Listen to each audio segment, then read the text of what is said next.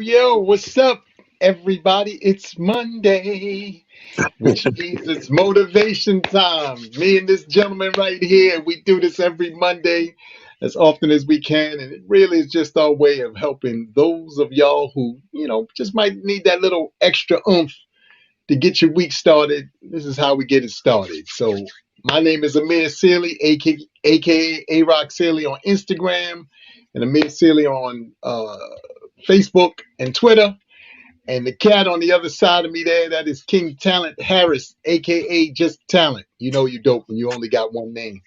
Uh, been doing this thing in the comedy game for 30 years. In case you have to be under a rock to know that that man has been doing this 30-year celebration this year, and it's been an amazing journey rocking with this gentleman and just finding all these different ways that not only can we keep you guys entertained, but in the process dropping a few jewels, finding some new talent out here that's amongst the diamonds in the rough, and just bringing you all these wonderful things that we can bring you so that we can keep your Mondays and your life somewhat on track and or in order to the best of our ability. So let me just bring my co-host in, Mr. Talent. I just got to find out, Big Dog, how was the weekend, King? How Bro, was the weekend? first of all, I'm super glad you asked. I know nobody had a weekend like I had a week. Shout out to my brother and my sister-in-law, Tiffany. My brother Mike's birthday was this weekend. So we were out in Florida in the Tampa, Clearwater area. Of course, it fell on the weekend where we do the comedy takeover down there. So, they requested certain comedians. We had the comedians there booked or whatever the case may be. Show was stupid. The theme was masquerade. So everybody had the little mask on, and Nice. it was he had the live band, he had the comedy, he had the after party, he had the 360 guy there with the photo thing, which all came out dope and fun. But the highlight of the weekend, and as dope as that wasn't the highlight. I mean, it was dope for my brother. So I got a buddy down there. This is a new buddy who actually we met the beginning of the year, Super Bowl weekend. He promoted some events down there. He booked myself, Joe Torre, a bunch of us on the comedy thing. He booked the alumni on the hip hop throwback show. He had the salsa band. He just did it up. So shout out to my man. His name is Earl Bedford, right? So now Earl, even that weekend, Earl's been trying to get me out to his crib. He got a crib about 20, 25 minutes from where we be at. And it's called Toppin Springs, Florida. So he's like, come in the crib, I'm gonna lay it out, got the dope, watch the game, all the stuff, whatever. And because of, I got prior engagements and a lot of time I'm dipping out on that early flight, I'll be like, I don't want to burn myself. I'm like, I can't, man, I gotta get out of here, I got too much to do. And sometimes I just got work to do on the computer. So I never got there. Now this is Super Bowl was like the end of January. So all year, every time I go, every month, hey man, you gonna be here for a day? Can you come? I'm like, bro, I'm out, early flight, whatever. Been chasing me a year for this. If somebody chase you to do something nice for you, it's the funny thing. So this particular time we have the extra day, right? Because my brother planned on doing some stuff. He had a lot of people fly in. So he had about 20 people all together kind of fly in, just family and friends tight to him. And he's like, yo, we're gonna open the hall up just for us, family and friends, watch the games, have game day, play spades, drink, whatever, music. And by the end of the night, I see them all the time, him and my sister-in-law. I see how they run around to do things. And I'm like, yo, you sure you want to do that? It's your birthday. All you're going to do is more of what you've been doing and serving everybody. You know what I mean? Like, that's not enjoying your birthday. You're catering everybody. Make sure everybody eat. Make sure everybody drink. Make sure. So I said, yo, my man Earl came by. Earl always pays, come by, buy merch, whatever, just to support. And Earl comes over and say, hey, man, yo, I went. I know you don't eat meat and everything. I went. I got some seafood. I got some things, man. Come watch, the games at the crib tomorrow. Lay it all out. So, off the top of my head, I'm like, well, damn, I don't want to fucking intrude. I said, bro, it's gonna be about 5 or 6 of us, probably 7. If I can get my brother and his wife to go, and me and Sharonda was out there, and Onika. and who was it? Bettina was out there with her boyfriend. Oh, I mean, there was a bunch of people out there. So I said, it's gonna be about 7, and he's like, I don't care, come on, whatever. So I tell my brother, my brother's like, oh man. First he's like, all right, cool. And then he comes over later on, he's like, yo, you know what? He said, man, I had people surprise me come in town. We're just gonna do it here at the hall. He said, because now you're talking about 20 some people. You know what I mean?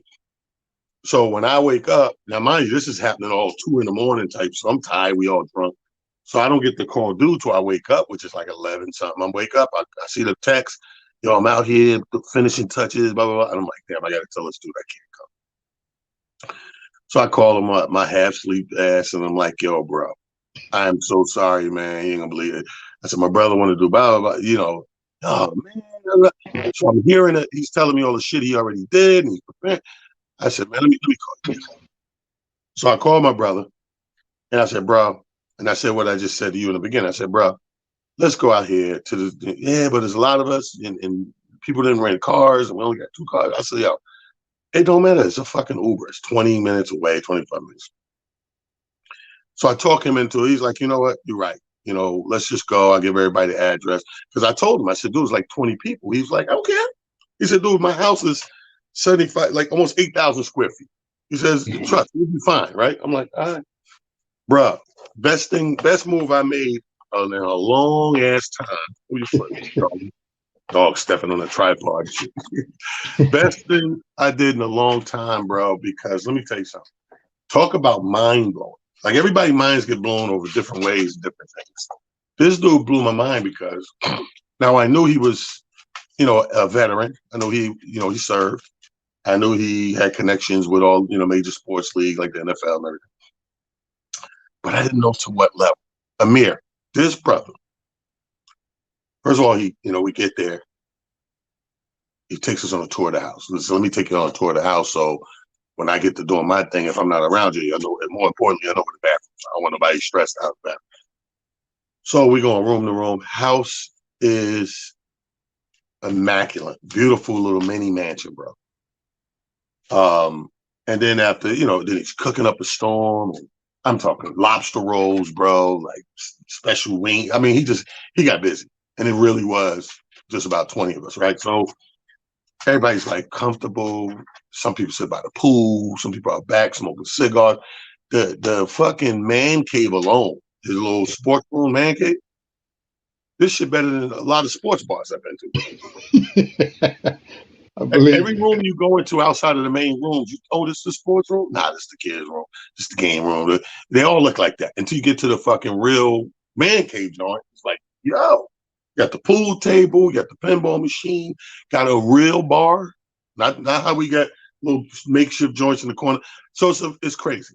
But that's not what blew me. What blew my mind was, so after we ate, now it's about, I don't know, 6-ish or whatever. We was there since about 1:30 or whatever. So now it's about 6:30. So he's like, yo, oh yeah, come on in here. He had this big ass computer screen. So I want to show you these pictures and whatever. So I'm like, all right, cool. Got my drink. I go in there.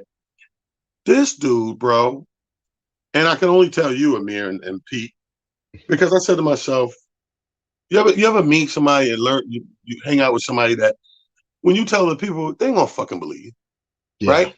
This is the motherfucker who caught Saddam Hussein. Wow. Exactly. After sitting with him an hour, whatever it was, talking and going through all the pictures and all everything, I was like, bro, yo, I'm a history dude. I'm like, yo, I'm blown because who am I tell this to? I said, I'm gonna go to my bar this week. And hey T, how was you? Like, man, I was with the nigga across the dumb. They're gonna shut the fuck up. What you bring? I already know because I would probably be the same way as somebody did to me. So anyway, this dude walks me through. Yo, you got a real up close and personal sense of what it was to be like for these guys. When they held this long ass war and all this thing. Bro, the dude, and I'm talking, he's telling pictures from gore to happy shit. Like when he break down when they took the palace in Iraq, and the money, the hidden monies that Saddam had and was hiding and shit. And all they did was when they got all this motherfucker was just holding on the money. And then now it makes sense to me when I look at the Middle East, some of these towns and cities where it's all rubble, but yet the fucking palace is immaculate. The palace is like 10 times better than our White House. You know what I mean? Gold. I'm talking real gold chandeliers with crystal and gold thrones. It's crazy. But Yeah. all of that money, he keeping in the palace away from the people. So everybody else is living in poverty. They ain't no new cars riding down the block. It's old American shit, old Chevys and whatever. So I'm like, and he's showing you this shit for an hour, bro. I mean, from the temperature they had to do shit in to this shit was just blew your fucking mind. Like, and then when he gets to the part, like, he was like, yeah, I'm gonna show you pictures that you don't see on the news. Like they show you what they want to show you, but I'm gonna show you and break it down, everything we did and how long we was there. Now put it this way. The man did 4 tours.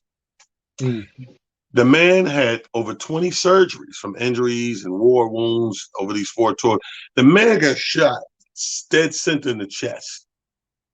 And they had to cut this man's whole chest over from left and right, coming here, all the shit to get the fragments and the bullets out and everything. Replace the knees, replace it. All together, 20 surgeries. Wow. And I'm sitting looking at this motherfucker, bro. And everything he's showing you and telling you, he got it in the house. If you look at my Instagram, I had posted this picture. AR-10. That's an AR-10. He said, you know, when you see on TV the AR-15, right? He's like, you can hit somebody from 300 yards. You know, that's like 3 football fields with the AR-15. He had the AR-10. He said, AR-10, nigga, I get you down here, 500 to a half a mile down the road. You're a half a fucking mile. You can't even see a nigga half a mile. Facts. I can you down there. So, you know, things like this, I was blown away because I'm like, and when you get to that part, bro, they got the pictures of they call it a spider hole that they had to go down to find Saddam. And then they got the picture of when they got him, you know, holding him. First of all, the pictures they showed us and the pictures that the first pictures, because they were the first ones to get him. He don't even, like, you wouldn't even, me, I said, yo, bro, it's a good thing it was you and not me. I said, I would have walked right by this nigga. Because he didn't look, he was so buffed out and Grizzly Adams. I would have asked Saddam, where's Saddam? Yo, you know what's so crazy, T? To your exact point, it's amazing to the point of Motivational Monday, and it speaks volumes to the people who we meet through our journeys in life. Various people, various walks of life, entertainment industry for you and I, sports industry, so forth and so on. But sometimes we take for granted these same people, unbeknownst to us, how amazing their journeys and their lives really are. And some of the things that they've actually either experienced and or witnessed and been a part of. Like it's the craziest thing. You know what I mean? I look back, you know, like you said, over our journey and, you know, some of the people who obviously we've come in contact with, like I said, through the various things that we've been involved with over the years. And I hear you speak all the time about the various charities that you work on and, you know, work for and work with and, you know, so forth and so on. And it's amazing that until you have some downtime, you really don't get into those kind of conversations. So therefore, you really don't know. All you know is the surface stuff. Like you said, the things that make the internet or make the news or whatever. But then you have a real conversation, you'd be like, I didn't know all of that. Damn. When? Yeah, bro, when I tell you everything from fucking when he first got there, the people he worked with, you know, because he became a very high ranking guy. You know what I mean? This guy was high fucking ranking to the point where, you know, he was underneath Hillary Clinton when she was Secretary of Defense. You know, he's under that. So he speaks 3 languages.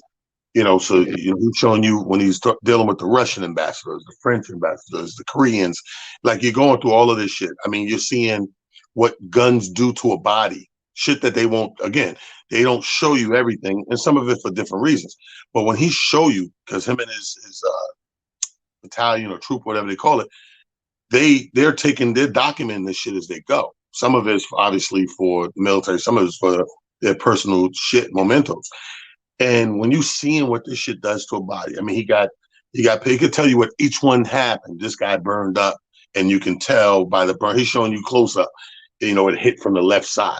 The right side perfectly fine. The left side crispy and burned and eye out. I mean, just a lot of this shit. You see the before and afters of when they took the palace. Little shit, little details that we think we know until you hear the little details. Like one thing I found interesting was he was like, "You don't understand, bro." He's like, "These people have 6.5 hours of electricity every day." He said, and I'm not talking about you guys are going to have lights from 12 to 6:30. He said, you don't know what those hours are, but it's on an average of 6 to 6.5 hours of electricity. Then he shows you, how here we still, we still cable or shit like that. Mm-hmm. He shows you the lines of how people steal each other's electricity. Like actual electricity. It's so crazy. And he shows that when they took the palace, I thought it was interesting how the military had to bring their own generators and stuff in to light up the palace at night because, dude, when you see, and I did know how dark it gets from a guy I went to school with who did Desert Storm. And he was like, T, he said, we think we know what night is. He said, in America, you will never know what night is, bro. He said, because we have illumination and lights all around. So even though it's dark, it's illuminating in some form of fashion. He said, in the middle of a desert, bro, even though the moon's up there, ain't lighting shit up. You can't see this. Yeah. You can put your hand in front of your face like this. You can't see this. You can't see this shit. This, right in front of your very eyes is that dark. So I learned that from my boy I went to school with who did Desert Storm. And he was like, he said, T, it's so dark and we're so young. He said, every time nightfall, wherever we are, we don't really move. And he said, you guarantee a couple of people piss or shit on themselves every night from the sounds, the temperature dropping. He showed the thermometer, thermostat. The shit was 160 degrees during the day. And he said it would drop to maybe 90 at night. That's like 60, 70 fucking degree droppage from what you're doing during the day. It's crazy. That we're gonna have it. Matter of fact, I'm gonna get him on here next week. I'm gonna see if we can get him on his side because you guys got to meet this guy. My man Earl but more importantly, that just wowed me because I'm into all that type of shit, right? And yes, to Shauna's point, yes, I was very happy that he stayed on top of me and finally got me out there because it was.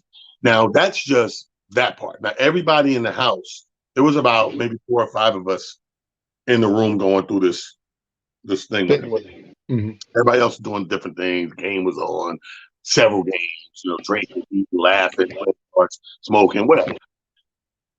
But the hospitality of this, and here's what's interesting. This is why I thought to bring it up today, which makes a good point on here is, he went into, and this towards the end of the night, we got to talk. I don't know how we got on the topic, but he was like, yo, you're such a good dude. Like the business we did, Super Bowl and all that. He said, I knew you was a good dude. I could, feel the spirit and want to get you, in there and everything and hang out and just, tear down the promoter artist thing and just because I know you're cool, right? So, and we go into how this big house he got, how his immediate relatives, he stopped letting a lot of them come over. He said, because, people didn't value his stuff the way he did. Like, and I told him I can relate because a lot of us know people or are related and connected to people who may have a few things in life. They may be living a certain way or have a few things. And depending on how we got it or how long they had it, we treat our friends and loved ones fucked up with disregard for the value of said thing and the principle. Like he showed me, we're talking, he's sitting on the pool table. So he grabs the pool stick and he's like, yo. And it's like tape on the bottom part. Now, all the stuff is high-end shit, right? And he's like, see this right here? He said, I had my brother and my nephews and their kids, little crazy-ass kids over. He said, and he comes in the sports bar, the man cave, and these motherfuckers are sword fighting with sticks like Star Wars, right? So he's like, and they cracked and broke the shit. So he says to the brother, he said, oh man, you need to replace the stick, bro. And he was like, come on with that shit, man. And he was like, yo, your kids broke the stick. I appreciate it. He said, man, fuck out of here, man. You got it. Like, fuck. And he was like, okay. He said, they no longer allowed. I said, my brother, I can relate. My best friend, AD, I never forget this shit. We didn't speak for about 4 or 5 years because he said those words to me. He said, I had a airline hookup. And I don't give a fuck. Amir, you could call me today and be like, T, I need to see my mother in Tuscaloosa tomorrow. It's important. And for $100, you have a ticket. You feel what I'm saying? So AD was living here, but his kids were in Orlando. So once I had the hookup, he was like, yo, he's like, yo, you think you can get that ticket hookup, man? I want to go see my kids next weekend. No problem. I called the dude. He cut the ticket, $100, boom. And I'm like, you just give it to me when you get it. Whatever. Motherfucker don't go the next weekend, right? So the dude calls me, say, yo, ain't nobody check in, nobody use the ticket. I was like, so I called him and said, yo, you didn't go? Nah, man, son coming up, had to do something else, blah, blah. I said, nigga, I paid for the ticket, bro. Nah, I'm gonna go, tell him put it in, I'm gonna go next weekend, whatever. Long story short, he did the shit 3 times in a row. So after he jerked me 3 times in a row, now mind you, I paid this guy 3 times in a row. So after that, when he came back again, he said, yo, see if your man could get it for, I said, nah. I said, I'm not putting it out for you no more. I said, 3 times you burned me, bro. I said, come by the house. Come by the house, drop the $100 off. I get the ticket. Come on, man. I said, motherfucker, you burning the money, bro. 3 times I did it. Money going nowhere. We wasting money. You ain't flying. That nigga said, really, nigga? He said, fuck you beefing for. You got it. Amir, when the man said, you got it, I said, word? You right, man. No problem. No love lost. Cool. Speak this motherfucker for 5 years.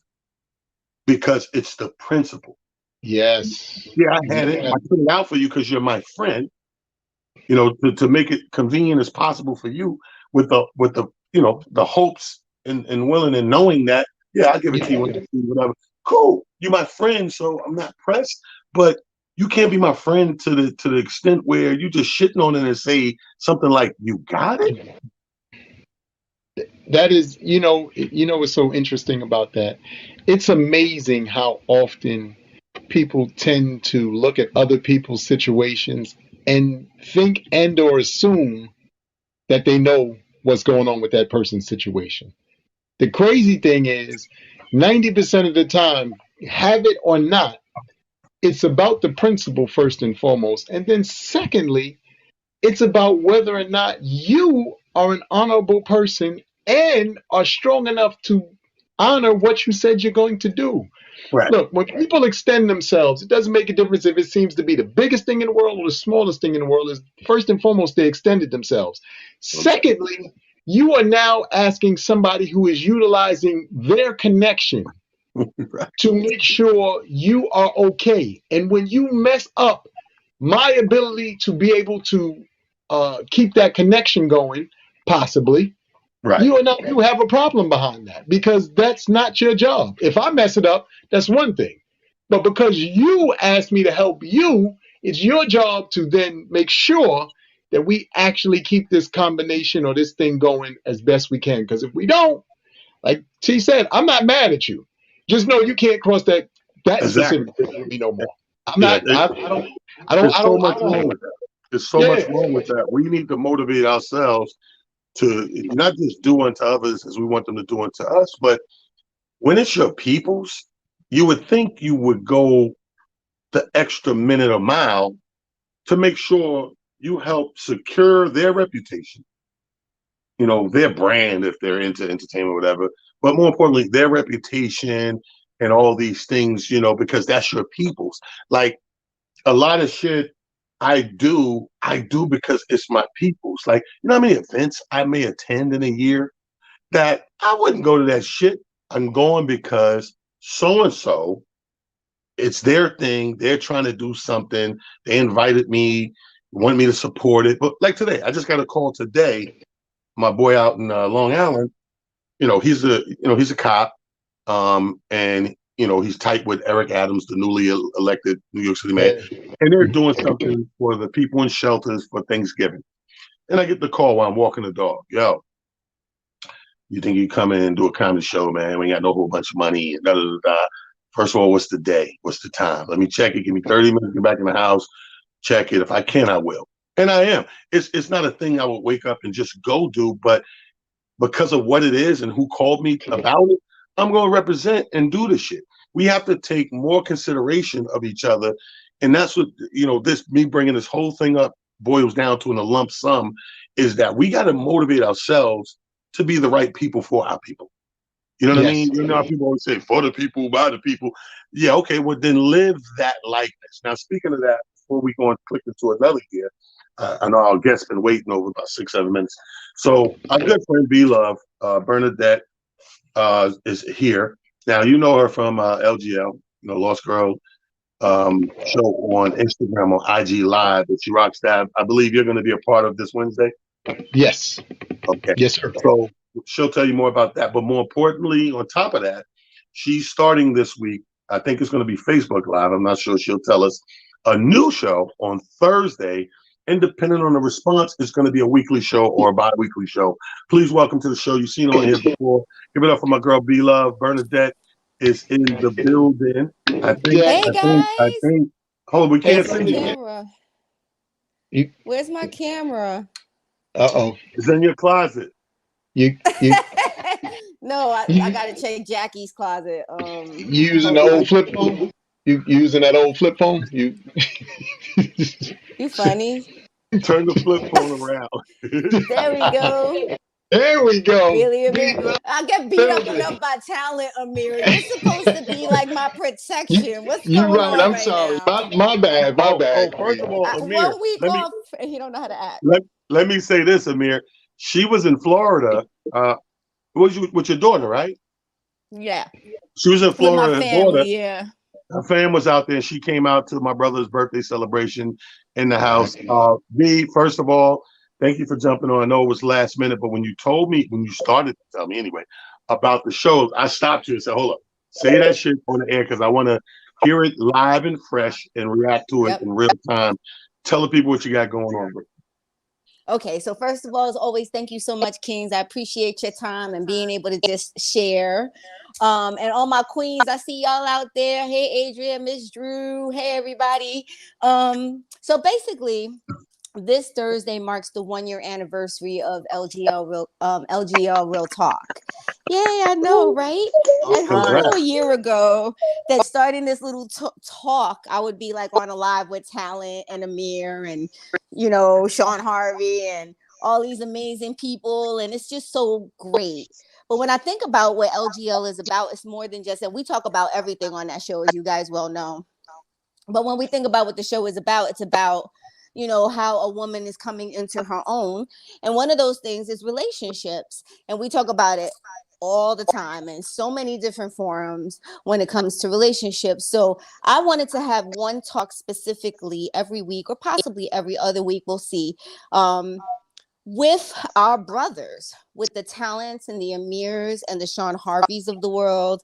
I want to hear from you guys what we need to do to be able to communicate better with you guys, hear what you're saying, not only listen to what you're saying, but how can we provide those needs that I hear all the time we're not giving you guys? Like, you guys are not able to speak to us about your emotional feelings. You know what I'm saying? Or you feel like you can't be weak, or you feel like, men can't break down, or if they're going through something, they can't talk to their partner. And so I kind of want to bring the bridge together where we can kind of communicate and talk to one another and kind of hear what it is that's keeping people apart, especially couples, because, we're getting to that age where, again, a lot of us don't always want to be single, but there are a lot of people out there that are little girls lost, little boys lost, that still are not having the conversation. And so Sean Harvey, the great Sean Harvey, so funny, from the Sean Harvey Morning Wake Up team, he's going to be joining me for a one-on-one sit down. It's like a one-on-one conversation, him and I. Nobody's joining the live. We can take questions, but it really is me asking him questions as Right. a married man in this industry, what he sees. I myself, who I go to shows like we've talked about, by myself all the time. And it's like, you're seeing me from a different perspective that I don't see myself in. And as great as I think I am, and I do, there's things that you guys are seeing about us that's like, she's a nice girl, but I want to talk out those buts. How Mm. can we fix those so that we can stop, like, instead of sitting in the background and watching us like stumble and fall, help us out I so like that that. we can start being better women. And then maybe if we're having the conversations, we can get those better men. And maybe we can start bringing people together, because what I'm tired of hearing, no offense, is when I meet all these beautiful queens, no matter where I am, and we start talking about men, all of a sudden it's, these men, they ain't shit, and I've been hearing this for so long. And I'm like, I know there's good guys out there. I know there's good queens like myself out there. So let's have the conversations to see how we can pull us together and stop this. You ain't no good, and y'all are not Yeah. this, and we not listening. So that's basically what I'm launching this Thursday, guys. It's a one-on-one with Sean Harvey. I'm going to be asking him the questions. Ladies, hit me up in the DMs. What do you want to ask? Let me know. And if we can continue to move it forward. Sean happens to be a married man, but I also Right. want to talk to my relationship guys. I also want to talk to my single guys, because they're all different perspectives. How we interact even with the men in our lives who have relationships. Are you keeping it respectful? Are you keeping it the way you would want, your man or some other chick to treat your relationship? And, we don't think about that. It ain't my man. If my man is, Well, if he coming to me this way or that way, I'm just going to respond. No. You know what well, I I mean? got We have two to be two accountable. questions for you. It drums up two quick questions. One, Okay. have you already come up with a name for this? I have not. Do you have a suggestion? Okay, no. I just wanted to know that for promotion purposes. Now, the No, second not thing yet. is, the one thing is, it's interesting that you bring that up, because one thing that resonates with me, and it's like a constant thing that comes up when it comes to men and women. Mm-hmm. When we watch television and the movies, right?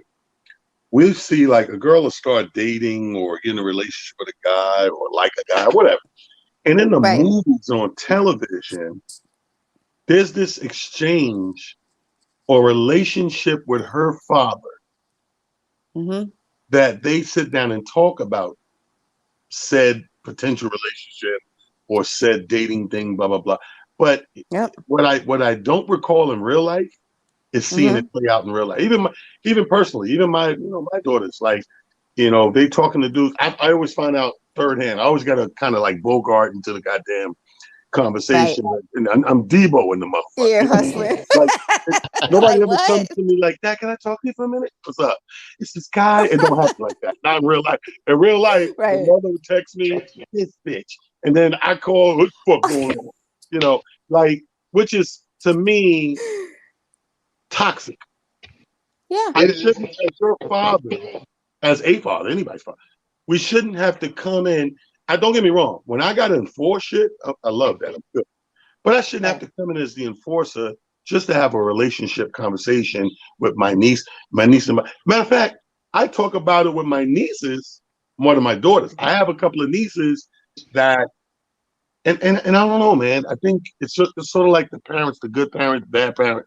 Where, Mm-hmm. you know what I mean? So they'll hide it from you. When I hear about it, when somebody do some shit wrong or breaks my heart or stole $5 out the purse, shit like that. Don't call me for that Oh my shit. God. I mean, nobody really did that, but you don't call me for that shit. But you That's know a what? problem. But you know what? You know That's a what, red T? flag. You know what, T? To your point, though, I think what tends to happen, especially because, like you said, we dads and we got girls or whatever the case may be. I think for some of us, what the issue is there is, we always obviously see our daughters and women in general. We should see as princesses and queens and so forth and so on, but especially our daughters.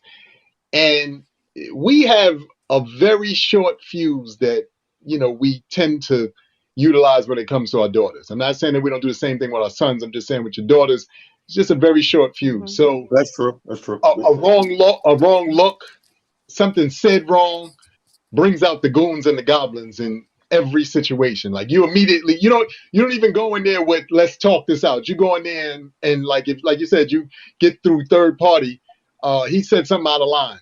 You immediately make certain phone calls. Look, I'm gonna put you on standby because we might have to Right. jump I'm gonna off need that you to know we rolling in 5 minutes. We just waiting for the just pin to drop. just on GPs. And Right. though to Talent's point and to mine, Talent's 6'5", I'm 6'3". That also has its own, what you call it, because when you show Yeah. up and everybody's Yeah, 6 feet, yeah. the dude is looking like, but I expect that, Amir. I expect that for the people that everybody else, but not your blood. You know what I mean? Your I blood know. Right. knows every side of you. They know the tender caring. They know the nurturer. They know the enforcer. Blah blah blah. But my oldest daughter's 30, right? And first of all, we have a late connection and relationship in life period, but we are connected now. And even when we began that and got connected, I didn't know what the fuck was going on in her life, right? This dude, true story. I'm walking. It was one of those nights before my bar burned down that I used to drink at. And it's literally maybe a 7-8 block walk. So if the weather's nice, I'll put my sneakers on, bro, and I'll walk to the bar. It's a nice day, So I'll have the hat down, maybe a hoodie or something. So most people, unless you stop and look, oh shit, it's Talent. You ain't gonna know. I'm just a tall guy walking where I'm going. I'm staying my path. This dude comes running. I'm walking, and I'm trying to stay focused. And I just hear this voice. Excuse me, yo, excuse me, yo, excuse me, sir. And I'm like, motherfucker came to me, right? So when I finally motherfucker catches up and do a little tap, and I turn around, this little young man, and I hate to say little, but he was, shorter than me. So I'm like, I turn to this young man like, what the fuck could he possibly want this guy, right? And he was like, you're Talent, right? And I'm like, fuck, here we go with this shit. I'm like, yes. He was like, oh man. Now this shit goes totally. I had 10 things in my brain where this was going. Cause I get it all the time. I didn't have this one place it was going in my brain. He was like, you Talent, right? I'm like, yeah, what's up? He was like, oh man, listen, man, first of all, it's an honor to meet you, sir. Listen, I'm dating your daughter. Nigga, my whole face. First of all, 3 daughters, right? Because he said, I'm dating your daughter and this relationship is new, the last person in my brain is the oldest. I'm like, nigga, you dating what? I'm thinking the 2 young ones. What? He's like, yeah. He says, yeah, Micaiah. And when he says that, I'm like, oh. So I relax. Where's he going with this? He's spilling his heart. We're on a street corner. There's a bodega right there. I'm now a block and a half from the bar. And brick wall, big building. And he just starts pouring his heart. Yo, I really love your daughter. And I'm trying to get her to see that. And because something was going on with her housing. Again, I'm not privy to any information, so I couldn't even help because I don't know. But she was in between, and he stays with his father or whatever, and they gave them a room, him and her as a couple, to save their money and get their shit together, whatever.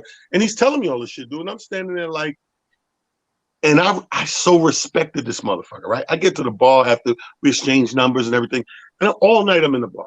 All my friends talking shit. I can't really 100% concentrate because I'm fucking processing this conversation. Yeah. Fast forward a month. This is a few years ago when my man Richie was running for the mayor, and he was making his announcement. He calls me. He says, can you just come through on some support shit and say something on the mic? I'm going to make an announcement. I said, all right. I ride my bike over there. When I go in there and get situated and sitting, I'm waiting for the thing to play out. Who walks in now with a suit and tie with the councilman, this young dude, same dude. So the councilman knows me, comes over, hey, what's up, blah, blah, blah. Hey, this is my, I don't know if he's an intern or protege, whatever. And he introduces it. I'm looking, I'm like, he was like, yo, this is a really good dude. And I'm like, I know this guy. And he's like, yeah, we met. Wow. Like, real bland. We didn't go into it, but he was just like, yeah, we met. And he's like, yo, and I said, yo, that is a good dude. But my point is, everything that I learned from that relationship, even though it's not even together anymore and they were going through whatever, came from that guy who I know from shit. Yeah. The girl who is my blood from my loins. I always wanted to say that. What man don't want to say my loins? Loins. So from my loins, I get nothing. That's funny. And I think that I'm a movie buff and TV buff. So when I watch all this programming, and even now with our black programming, the Tyler Perry and all these guys, they implement it. But again, that's in the programming. In real life, I just don't see it. And I think that has a lot to do with what you're talking about in that communication. You're right. It's absolutely huge. And you know what's so funny, Talent? You even bringing that up, because us being the hybrid that we are, I actually had a father and his friends and a brother who would shake you down. All of that, you're not bringing nobody home. You can't, you couldn't even go out unless dude came. Oh, you got the firm. I'm breaking your handshake, nigga. Mess with this one. Right, with the big guns, because my father was in the military. He had big ass guns. He used to work for the Sanders. I was like, this nigga, he ain't coming back. This nigga ain't never coming back. Remember Bad Boy scene? That was the best. Best thing ever. They would definitely do that, and and it's so funny because we don't even understand as young women that that's protection. Yes, that is protection of our dads and our brothers and our family. Protection of us. They need to size this dude up. They know what we don't. Y'all are having the conversations behind the doors that we don't know about.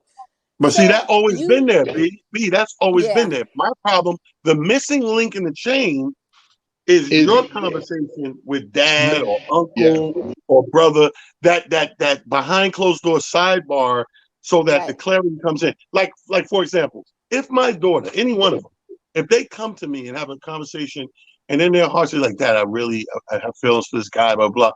I'm no longer giving them the hard handshake. I'm no longer giving them the tight eye and the threats and stuff like that. That's for the random nigga that I just met. Like, who is this guy? Right. But if you come to me and you brief me on who this guy is, I'm going to approach it totally different, because I'm not here to embarrass you either. Right. I'm here to support you and protect you, but more importantly, be that backbone you may need. You know what I mean? Yes, every man needs to know that a woman, because I look at this just like I look at fucking female, human trafficking. Dudes do that. When do they grab you? When you're alone, or when they think you're alone? Yeah.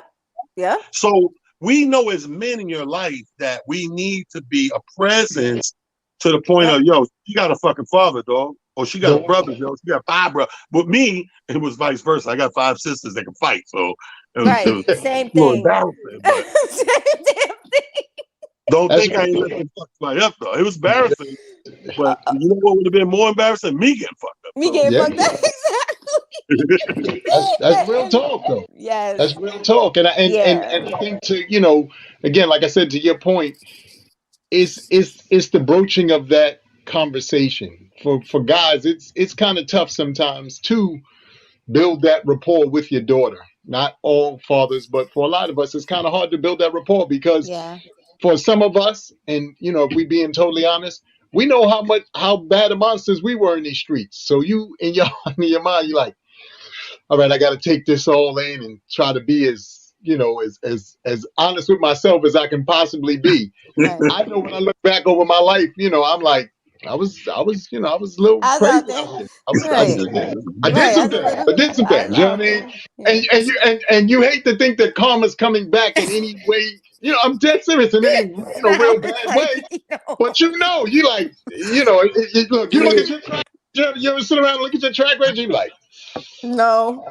I don't want to look at my track record. I look forward, Amir. Don't go backwards. Don't go backwards. Amir doing this shit. That's funny. Amir like, Sal.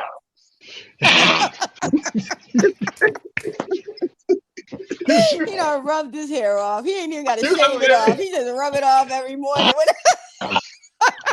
But see, here's my thing. I could sleep at night, and I don't really look at karma like that coming back on me, because I wasn't a malicious motherfucker. Like, I didn't do. We were young, and we all had sex and traveled and dated and all these things. But did you live maliciously with the other sex? Like the opposite sex, was you that guy? Because I've seen those guys. Yeah. And definitely. I was more of the guy who give you the crying shoulder than making you cry on the shoulder. If that makes any sense. No. There's 2 different kind of guys. Right. Absolutely. The other guy, he don't want you. So stupid.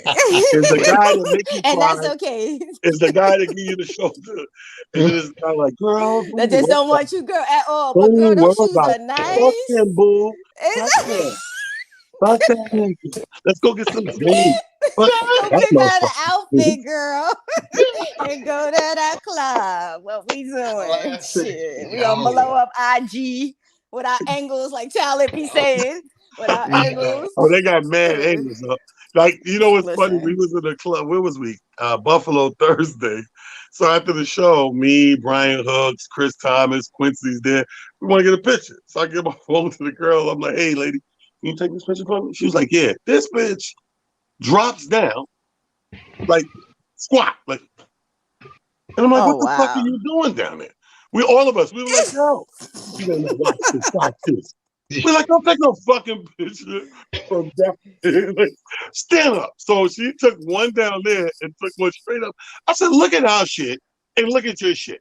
Don't Right. fucking read. We can't not post trying this to shit. cut the shit.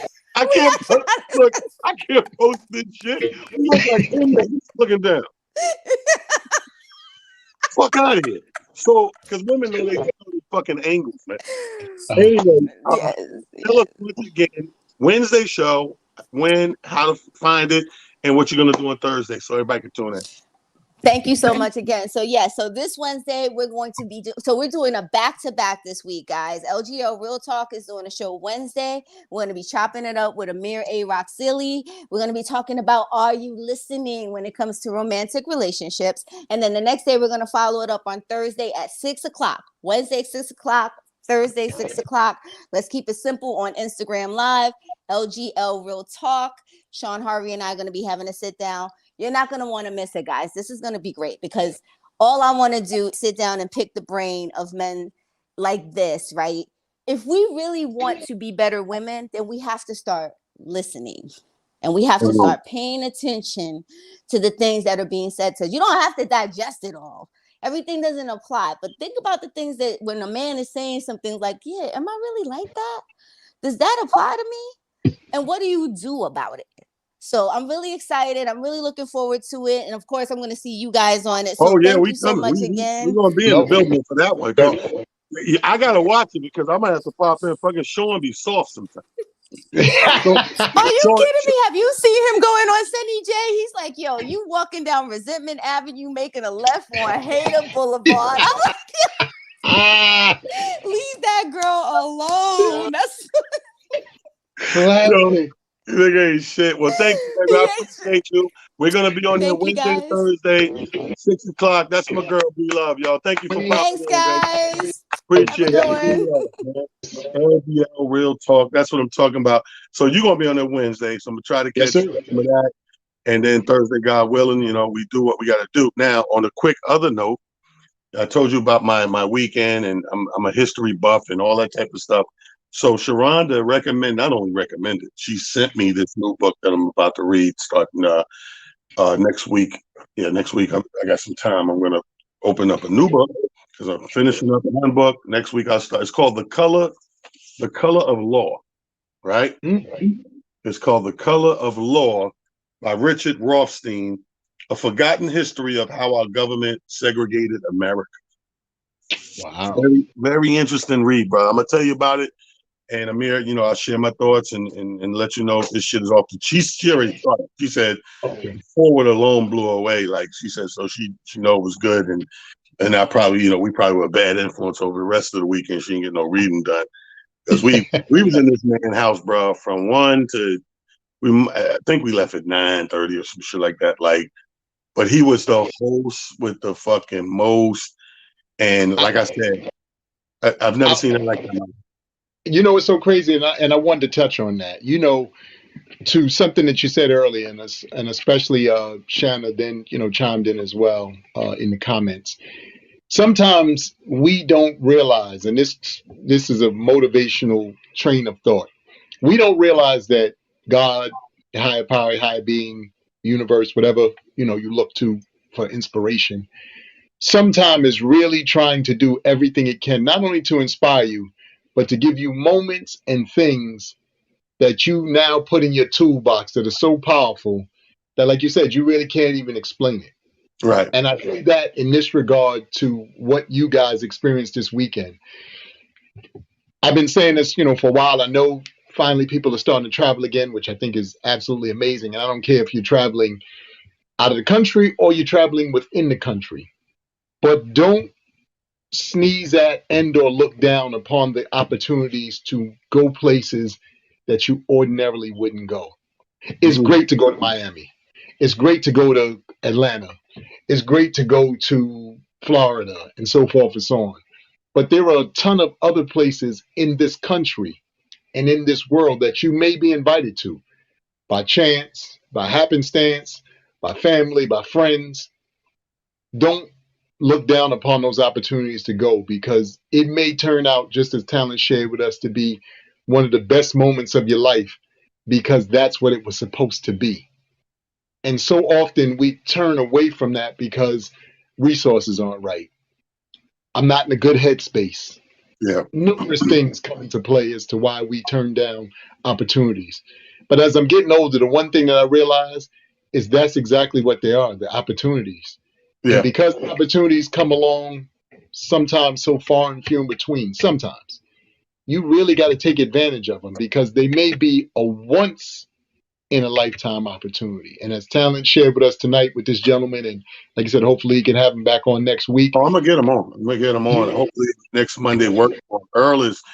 And what's crazy is like this is how like my comedy. I equate my comedy brain to spidey sense. They say the spidey sense is tingling. So my comedy brain and intuition's like that. Like so, like I'm cracking on because when we first coming up the steps, it's a nice house, whatever, right? He greets us, open the door, the dog runs out, fucking Charlie, like a schnauzer.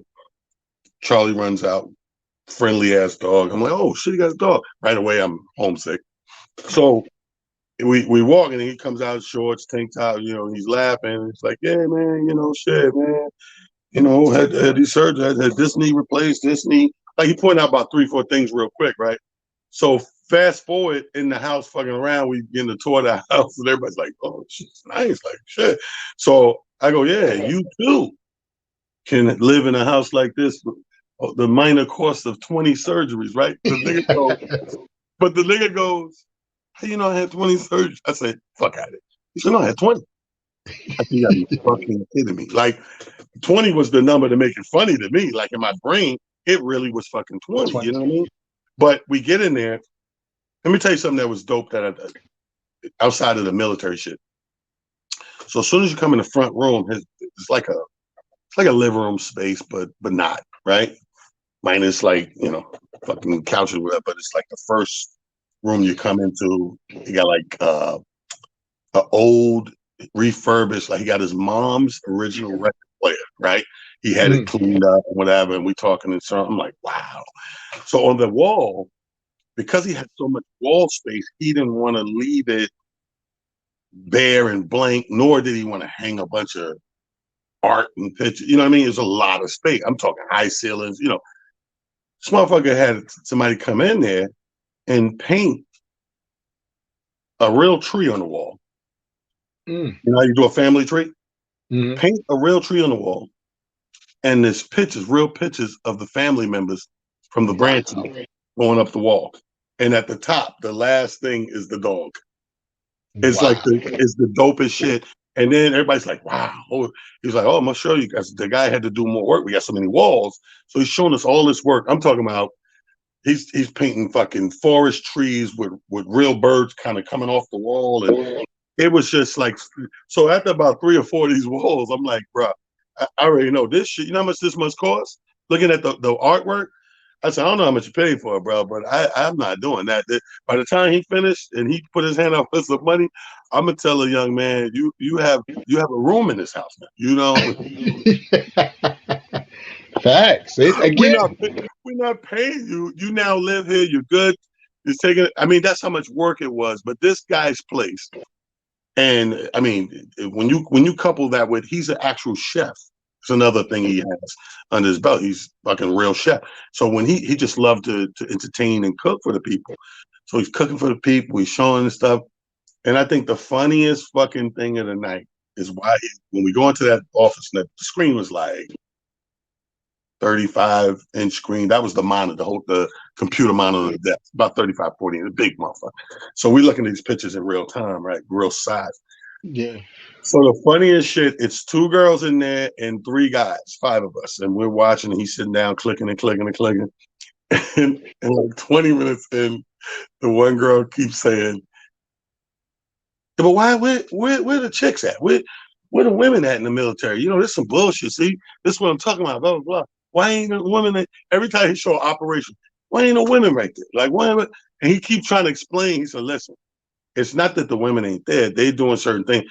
I was special ops. Like, I'm high ranking with special ops. They would send me on. You can see I caught Saddam. Now I'm that guy, like with the special ops.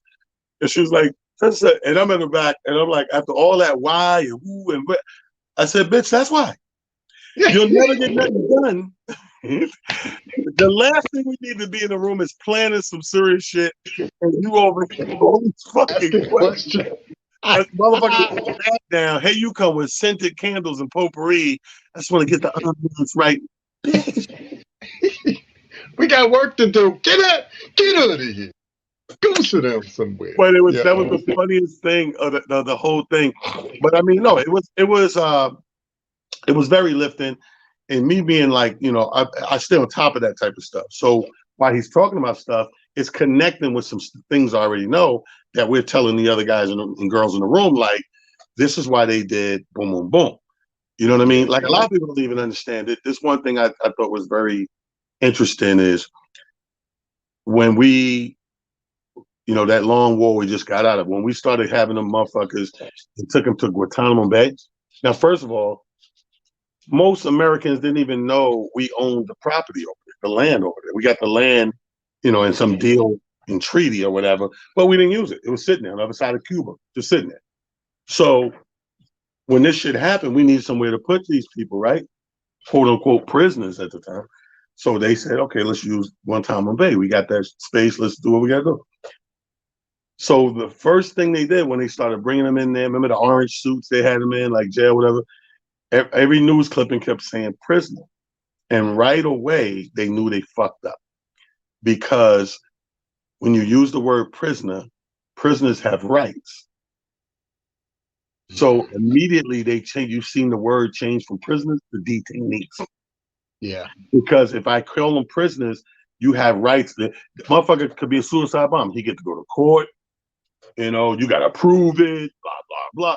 Like, you know, like our court of law. So they had to change that shit right away. And he was like confirming that shit with me. I thought it was like the most amazing thing. And then the dopest thing was that when he went into the story, this is a man that, and I'm looking at this guy like, you deserve every goddamn thing you got in life, brother. You are the epitome of giving your life up for the country, 4 tours. You know what I'm saying? I'm always, first of all, thank you for your service for anybody that served and listening to this show today. I'm always ecstatic when one of us comes home, male or female, from serving, especially during wartime. And to see a person come home time and time and time and time again, and you signed up for that 4 times. Yeah. And now you can say, like, it you know, like I said, this particular Motivational Monday had a few things that I hope you guys, you know, latched on to, including not only this beautiful history lesson, but first and foremost, like I said, take stock of the people around you. You have no idea how amazing some of the people are who are technically around you right now, all day, every day. I know sometimes we don't get an opportunity to, you know, kind of work through the kinks of that. So we just dismiss people based off of, you know, our own insecurities and based off of our own ideologies. But take the time to really get to know some of the people in your circle, in and around you. You'd be surprised at the amazing lives that they live and the stories that they can share with you. Secondly, like I said, take advantage of opportunities that are presented to you, because I'm telling you, you'd be amazed at what comes from an opportunity that's been presented to you that would not only give you one of the most amazing times in your life, but it'll also put you in a headspace where now you have something not only to draw from, but also to motivate you as well. Because once you've been in that environment, you kind of look to hopefully have more experiences of that magnitude or of that nature. So that's another big one. And then, we heard Beloved who got on here. Yeah. She's gonna take this week and really crank it up a little bit in terms of our interaction amongst the sexes. It's conversations that are long overdue. I hope people tune in. Come with an open ear, open heart. Don't take it personal, as this man says, even though he uses it for comedy. We have to start doing that, utilizing that same thing in life, guys. Everything isn't a personal attack. Sometimes it's us trying to give each other little jewels and things that'll help us be better versions of ourselves. At the end of the day, that's all any of us are striving for. That's what you should be striving for. I can't say that everybody is, because some people are just happy with who they are currently. So, kudos to you as well. But for those of you who are looking to improve, those of you who are looking to be better and be stronger and all these other things in between, know that the only way you can get there is by taking an opportunity to listen to different points of views, and then taking those points of views and honestly interpreting them, comprehending them, and where necessary, applying them to what it is you're trying to do, and or getting rid of them because they have no place in what it is you're trying to do. So those kinds of things are stuff that we need to work on, things that we need to utilize. Motivational Monday is what we do every Monday.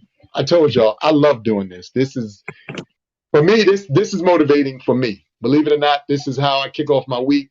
I look forward to this. I'm always in great energy and great spirits, especially after I get a chance to speak to all of you wonderful people who tune in every week. And because that guy over there took a chance on me sometime last year and said, hey, man, the people like what you have to say and they like how you say it. I've been, continuing to just do what I can to honor that and to uphold, something that he saw in me. So as always, I thank y'all. I tell y'all this all the time. It's nice to be important, much more important to be nice. Take that with you, use it in your everyday life, and you'll see all kind of beautiful doors and wonderful things happening in your world that you won't even begin to imagine. T, King, I love you, brother. Let's Chop do it it. up tomorrow, man. You already know. I love you. Ain't nothing you can do about that. Peace. Motivation Monday, y'all. We out.